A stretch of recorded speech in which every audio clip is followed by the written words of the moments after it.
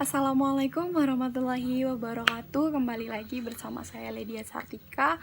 Sebelum memasuki video pembelajaran, di sini saya mau menjelaskan dulu meningkatkan kemampuan bersastra siswa di SD. Baiklah. Yang pertama saya mau menjelaskan dulu pengertian kemampuan bersastra produktif lisan dan tulisan. Kemampuan bersastra produktif adalah kemampuan untuk menghasilkan suatu jenis karya sastra yang ditunjukkan untuk menyampaikan hasil pikiran, ide-ide, dan penalaran kepada orang lain. Kemampuan bersastra produktif dibagi menjadi dua, yaitu kemampuan bersastra produktif lisan dan ataupun berbicara, dan kemampuan bersastra produktif tulis atau menulis. Kemampuan bersastra produktif lisan. Pengertian kemampuan bersastra produktif lisan merupakan karya sastra yang dapat kita temukan dalam masyarakat. Sastra lisan merupakan karya sastra yang beredar di masyarakat atau diwariskan kepada turun-menurun dalam bentuk lisan. Dalam hal ini, sastra lisan dapat disebut sebagai folklore. Merupakan sebuah komunitas masyarakat tertentu yang memiliki ciri-ciri dan budaya yang sama, sedangkan lore merupakan sebagian kebudayaan masyarakat yang disampaikan secara turun-menurun dalam bentuk lisan. Jadi folklore atau sastra lisan adalah suatu kebudayaan yang dimiliki oleh sekelompok masyarakat tertentu yang diperoleh secara turun-temurun dari mulut ke mulut secara lisan. Baru sastra lisan yang dimiliki oleh suatu daerah tertentu umumnya akan berbeda dengan yang lainnya. Bahkan dalam daerah yang bersangkutan terdapat kemungkinan tentang adanya versi. Hal ini tidak menjadi persoalan karena ciri khas dari sebuah karya sastra lisan adalah dengan adanya versi. Namun hal yang menjadi perhatian kita adalah tentang keberadaan sastra lisan yang ada di daerah kita. Memang banyak peneliti yang telah mengkaji sastra lisan yang ada di Indonesia, tetapi masih banyak juga sastra lisan yang terlewatkan oleh peneliti. Sastra lisan merupakan warisan budaya yang kita miliki. Sudah seharusnya kita sebagai sebagian dari masyarakat untuk melestarikan agar jangan sampai semua itu luntur. Sebagai contoh terhadap ungkapan endas gendul di kepeti mulu geduk luluh yoko kudu gelem reget, maupun ungkapan ora gopak puluh kok mangan mangake sebuah. Dengan bahasa yang digunakan, ungkapan tersebut dipakai oleh masyarakat Jawa. Memang tidak semua masyarakat Jawa masih menggunakan, namun ungkapan ini masih dapat ditemukan di daerah Trenggalek, Ponorogo dan sekitarnya. Jika dianalisis, maka tiap ungkapan tersebut memiliki pesan yang tersirat. Pada ungkapan yang pertama, yaitu endes gendul empati, artinya sudah dienak-enakin lagi. Orang yang hidupnya sudah enak malah dimanja oleh orang lain. Biasanya ungkapan ini diucapkan kepada anak orang kaya yang dimanja. Baiklah, baru kemampuan bersastra produktif tulis. Sastra produktif tulis adalah sastra yang menggunakan tulisan atau linear menurut Sulastin Sutrisno 1985. Awal sejarah sastra tulis Melayu bisa diruntut sejak abad ke-7 Masehi berdasarkan penemuan prasasti tertulis huruf Pelawa peninggalan kerajaan Sriwijaya di Kedukan Bukit 683, Talang Tuwo 684, Kota Kapur 686, dan Karangbrahi 600 Walaupun tulisan pada prasasti-prasasti tersebut pendek-pendek, tetapi prasasti-prasasti yang merupakan benda peninggalan sejarah itu dapat disebut sebagai cikal bakal lahirnya tradisi menulis atau sebuah bahasa yang dituangkan dalam bentuk tulisan. Sastra tulis merupakan ciri-ciri sastra modern karena bahasa tulis dianggap sebagai referensi peradaban masyarakat yang lebih maju.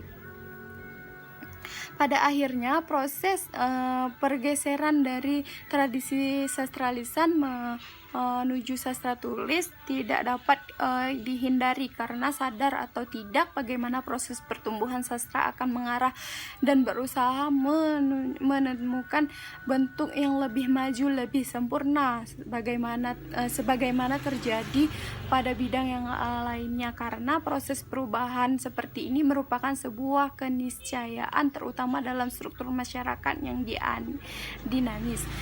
Belum ditemukan data yang pasti yang menunjukkan kapan tepatnya tradisi sastra tulis dimulai. Sastra tulis yang tercatat dalam sejarah kesusastraan Indonesia mungkin bisa dikatakan mulai sejak abad ke-20, yaitu pada periode Pujangga Lama, dan kemudian mulai menunjukkan wujudnya lebih nyata pada periode Balai Pustaka yang bisa disebut sebagai tonggak perkembangan sejarah kekhususan modern Indonesia, di mana dengan lahirnya penerbit pertama di Indonesia bidang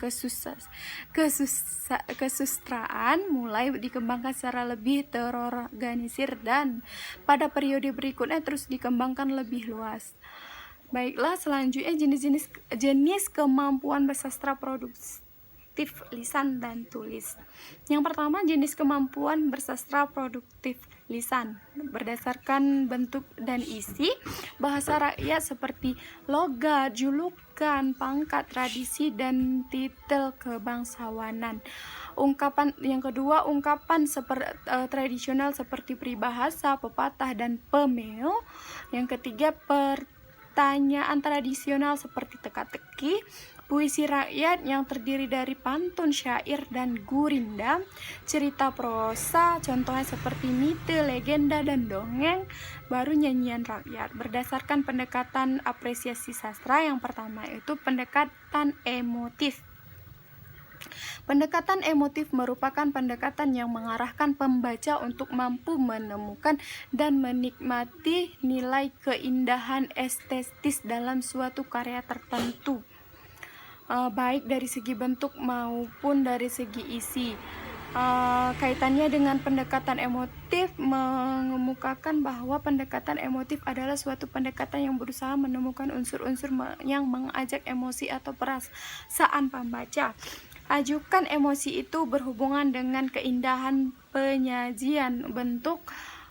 Ajukan emosi yang berhubungan dengan isi dan gagasan yang lucu dan menarik. Pendekatan emotif lebih menekankan terhadap nilai keindahan yang berkaitan dengan bentuk. Yang pertama rima, yang kedua irama, yang ketiga diksi atau pilihan kata, yang keempat mimik atau peniruan ekspresi raut muka, yang kelima itu kinesik, yakni gerakan tubuh seperti tangan, kaki, kepala ataupun lainnya. Yang keenam itu volume suara adalah tingkat keras lunaknya suara. Yang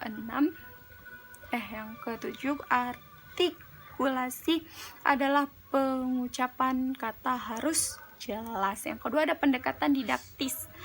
Pendekatan didaktis adalah suatu pendekatan yang berusaha mengungkapkan dan memahami gagasan, tanggapan, evaluasi maupun sikap pengarangan terhadap kehidupan. Gagasan, tanggapan maupun sikap itu dalam hal ini akan mampu terwujud dalam suatu pandangan etis, filosofis maupun agamis, sehingga akan mampu memperkaya kehidupan rohaniah pembaca. Baiklah, selanjutnya jenis kemampuan bersastra produktif tulisan. Yang pertama itu novel. Novel adalah sebuah karya fiksi prosa yang yang tertulis dalam naratif, biasanya dalam bentuk cerita. Penulis novel disebut dengan novelis. Yang kedua itu ada cerpen. Cerpen ini adalah sebuah situasi yang digambarkan singkat yang dengan cepat tiba pada tujuannya dengan paralel tradisi penceritaan lisan. Yang ketiga ada syair. Syair adalah puisi atau karangan dalam bentuk terikat yang mementingkan irama saja. Biasanya terdiri dari 4 baris rama A. Keempat baris tersebut mengandung arti atau maksud penyair pada pantun. Yang kedua, baris terakhir yang mengandung maksud. Baiklah, sampai yang kelima itu yang keempat itu pantun. Salah satu jenis puisi lama. Lazimnya pantun terdiri atas 4 larik atau 4 baris bila dituliskan bersaja akhir dengan pola AB dan AA. Tidak boleh ABBB atau ABBA. Drama. Yang kelima itu drama, suatu bentuk karya sastra yang memiliki bagian untuk diperankan oleh aktor drama, juga terkadang dikombinasikan dengan musik dan tarian sebagai sebuah opera. Baiklah, sampai di kesimpulan. Kemampuan bersastra produktif adalah kemampuan untuk menghasilkan suatu jenis karya sastra yang ditujukan untuk menyampaikan hasil pikiran, ide-ide, dan penalaran kepada orang lain. Kemampuan bersastra produktif dibagi menjadi 2. Yang pertama bersastra produktif lisan atau berbicara. Yang kedua itu kemampuan bersastra produktif tulisan ataupun menulis.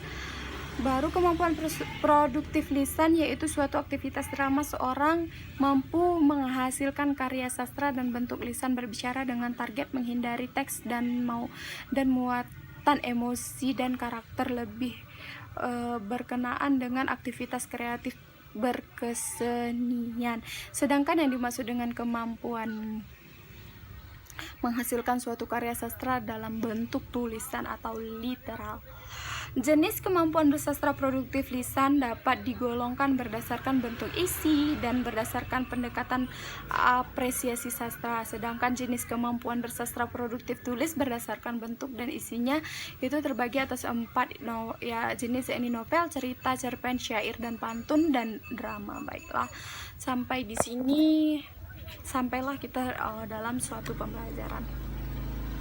Assalamualaikum warahmatullahi wabarakatuh. Bagaimana kabarnya anak-anak hari ini? Setiap ibu tanya gimana kabarnya, jawabannya alhamdulillah, luar biasa. Bagaimana kabarnya anak-anak hari ini? Alhamdulillah, luar biasa. Baiklah, hari ini siapa yang gak hadir? Gak ada ya, hari ini hadir semua. Alhamdulillah, kita sehat semua.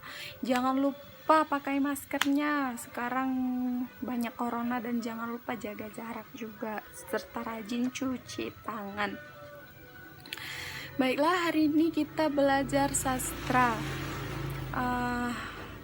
Siapa di antara anak-anak ibu yang mau menceritakan suatu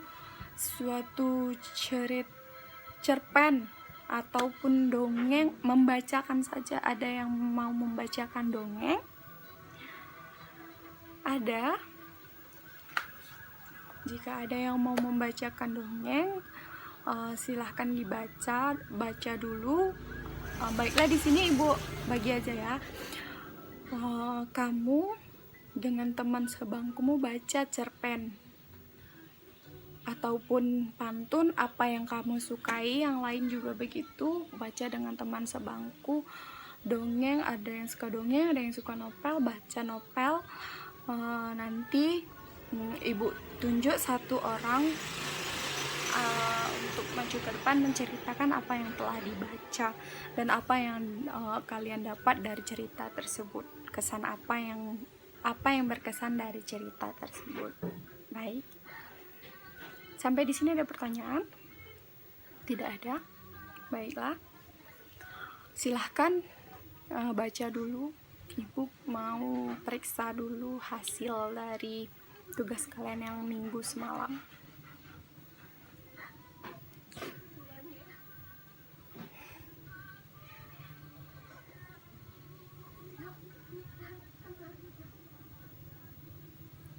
Udah ada yang mau baca cerpennya?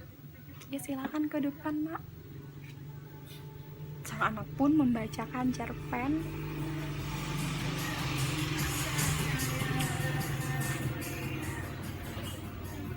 Baiklah, pembelajaran hari ini kita tutup. PR-nya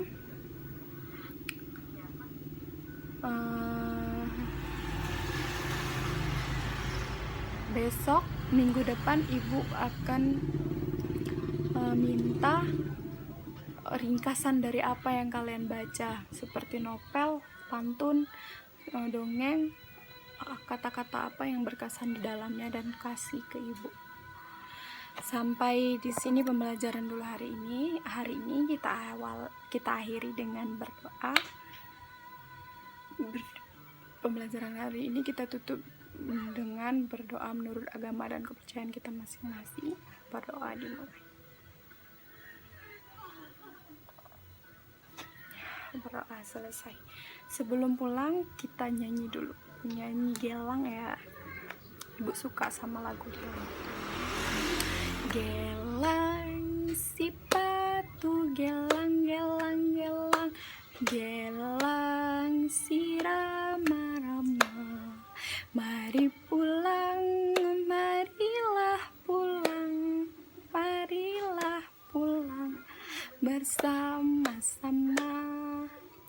Selamat siang Bu, selamat siang Pak, selamat siang semua. Assalamualaikum warahmatullahi wabarakatuh. Hati-hati di jalan, Nak. Pulangnya jangan lupa makan dulu sampai rumah dan titip salam pada orang tuanya semua.